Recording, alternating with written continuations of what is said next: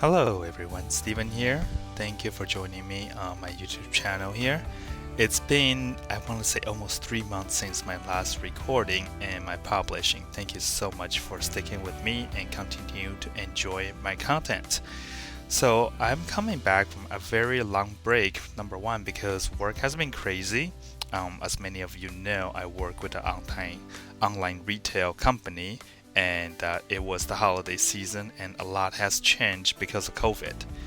Now, getting back to the subject, I'm back into recording and making content because I have just placed an order for a Noae, Tridacna Noae clam. They are from Pacific East Aquaculture. I trust them and their quality.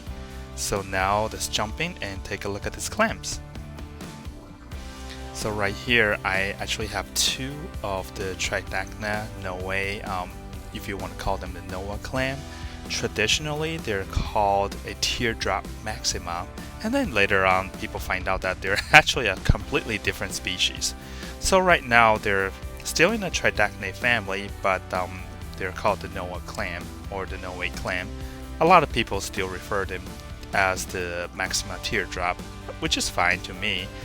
The one on the top is actually their pick, so that is a cheaper price, but it is huge. In a moment, you will see me putting my hand in to compare the size of the clam against my clam. These clams are at least 5 to 6 inches long. The one on the bottom is a little bit more expensive because it's got the green and the colorful mantle. The one on the top is their pick. It's about $200, and the one on the bottom is actually twice that price. And right now I'm going to put the camera down and I will stick my hand in there just so that you can see what the size is compared to my hand. Hold on, wait for it. Here we go. Well, my hand looks a little bit bigger because it's closer to the water surface, but as they get a little bit deeper, you can see they're really big clams. It is the first day of acclimation, so they're kind of shy. The one on the top is doing a little bit better than the one on the bottom. I'm a little iffy about the one on the bottom specifically because the foot looks like it's a little torn off, so I just worry about the foot and its bisel sticking a little bit. And then I'm gonna step back and take a longer view. This is actually a time-lapse view of the clams. You can see they kind of shake a little bit, as the light changes. And right now I'm showing you actually the view of the clam a little bit next to the smaller of the two Noae is my Tridacna clam, and the one on top of the other big Noae is the Crocea clam, and the one that is the nearest to the right is a Maxima clam. I currently have 9 clams, and I'm adding more to my collection if I can, and if my wife allows. Actually, she's been very supportive of me, so I'm very grateful.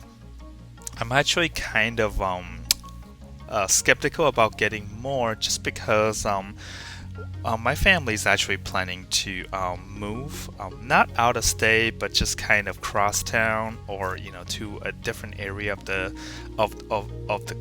town here. If you pay close attention to some of the water quality news, you actually realize that a lot of part of the countries are experiencing water pollution because of either industrial runoff or military use. And the latter is the case with us. We actually live very close to an airport, and it is actually a National Guard airport base, and there is water runoff from that airport that has a high content of PFAS. I'm not really sure what is PFAS's effect to marine life or fish per se, but I know there are some negative effect to human. I mean, it is chemical. It can't be good for any creature to begin with, but I think for our own health and also for the best health of our livestock, we are really looking to find somewhere that is a little further upstream or just simply away from some of the slightly toxic water. It really, I mean, if you don't drink the water, if you want to go to the store and grab clear water, that is fine. But that works for me personally as a human. But there's no way I can grab like several hundred gallons of water from the store just to fill up my fish tank.